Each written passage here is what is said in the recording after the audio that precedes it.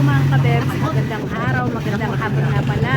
Dahil bagyo ngayon, may bagyo tayong enteng at kailangan natin lumabas dahil mapuputulan tayo ng kuryente.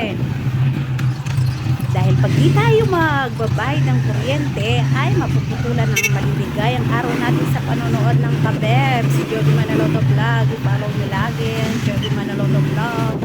At mag-like, mag-comment, mag-share at mag-subscribe sa ating YouTube channel. Mauna nga pala muna din pagbabayad ko dito sa tubig. Magpapark muna kami sandali dito. Ang lakas ng ulan. Dami rin nagbabayad. Ang dami nakapila. O tingnan, tusok-tusok ko. Kahit naman malakas ang ulan o bagyo, hindi pa rin nawawala ang tusok-tusok pag ano ng fishball. Eh, nagdadambog na yung aming apo. Gusto niya niyang umalis. Gusto niya hindi nung minto yung maandar yung tricycle. Gusto niya nakasakay o nagdadrive siya. Gusto niya nasa Manobela. Tuwang-tuwa siya. O, sabi ka namin kasi uwi na kami. Tapos na nga kami nagbayad ng tubig, kuryente naman. Ewan ko lang, makakabayad kami ng kuryente ngayon. Gawa nun, mahaba din ang pila. Madaan nga lang dito sa 7-Eleven para magpalong.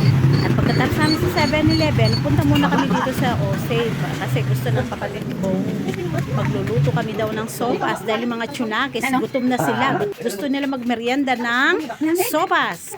Mabili lang kami ng mga pasta, gatas. Ito na, nire-ready ko na yung aking sopas.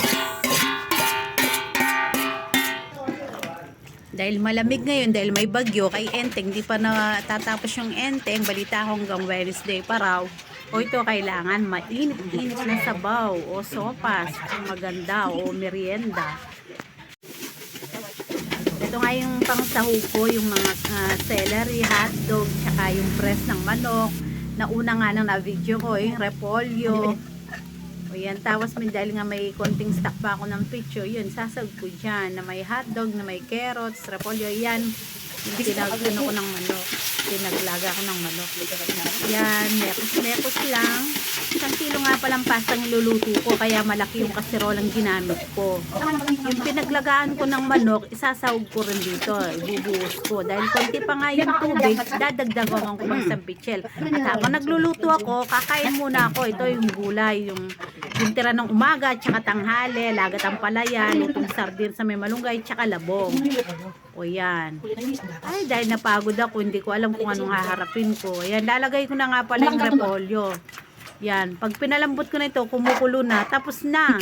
Linagyan ko nga pala ng 2 latang gatas. Ayan, pakasagad-sagad ko yung huling patak niya hanggang sagad. Sayang. Para masarap yung ano, yung sopas kasi. Thank you for watching.